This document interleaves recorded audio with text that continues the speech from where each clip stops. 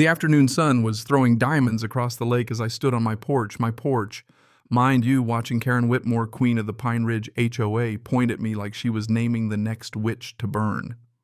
Her face was a shade of red you only get from rage or embarrassment, and the gaudy HOA president badge on her lapel glinted so bright it could have started a fire.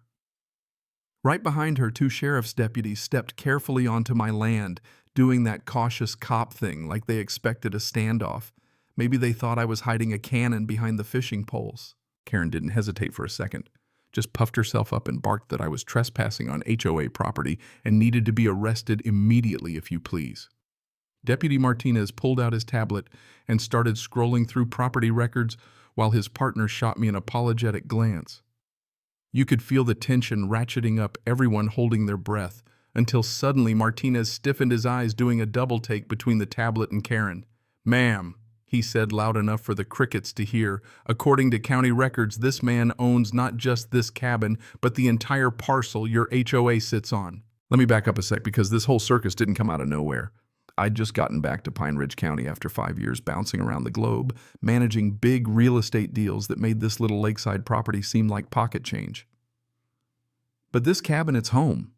It's where my granddad taught me to fish, where my old man hammered into my head that you take care of your land even when nobody's looking. When I left, the place was sleepy, a couple cabins, a wild shoreline, nothing fancy.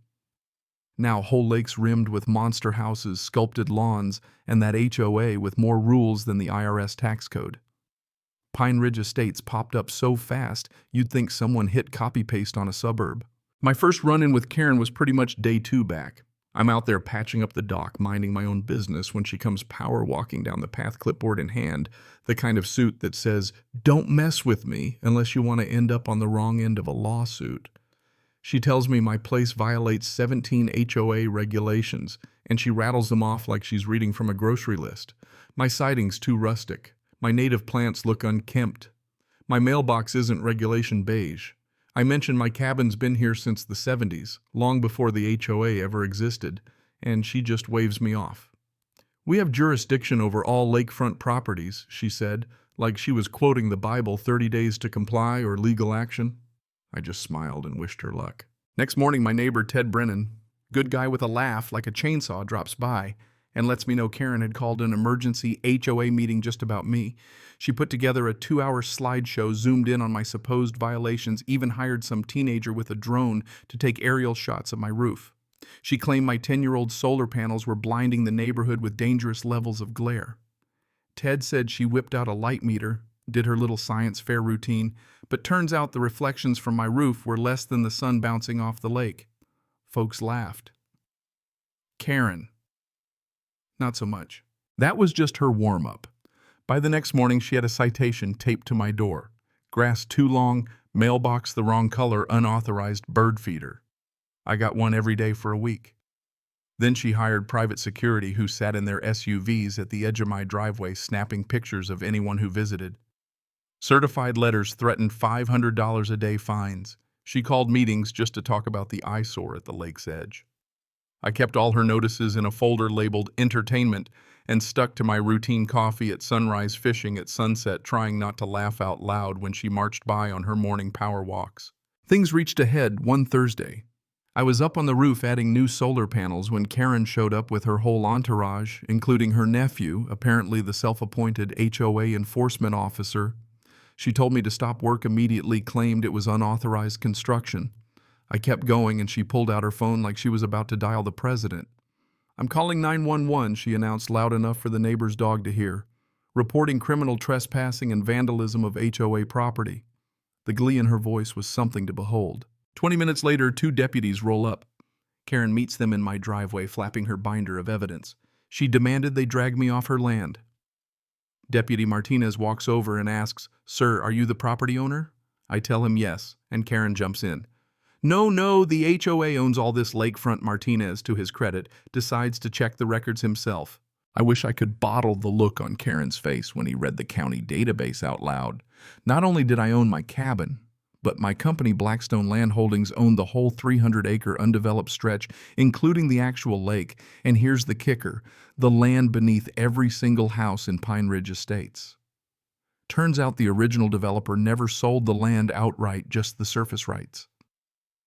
My granddad bought the underlying land back in '62, and the family trust had quietly leased it out ever since. Every resident was technically a tenant under a 99-year land lease. The HOA.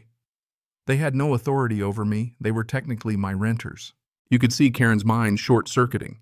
Her nephew started looking real busy with his shoelaces.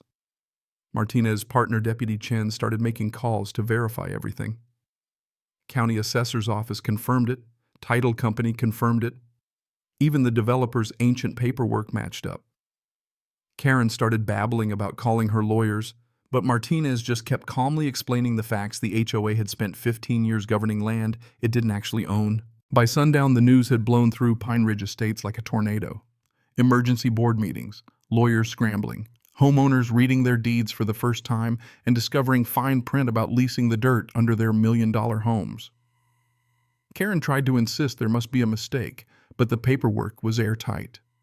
By dinner time, her threats had turned to pleading for some deal that wouldn't destroy the HOA or, tank everyone's property values. Then it got even juicier.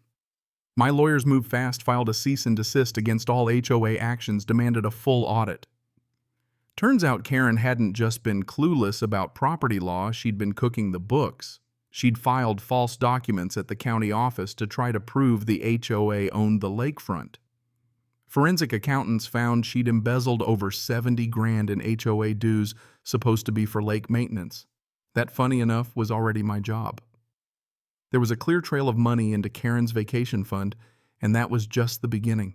Digging deeper, they found she'd created fake vendors signed off on payments for work that never happened. Her husband's landscaping company got paid 3 times the going rate for mowing the community lawn. She'd even sold lake access to a boat tour company for 30 grand money she had no right to collect. Once the fraud surfaced, board members started singing. One former treasurer said Karen threatened to have her house condemned if she asked too many questions.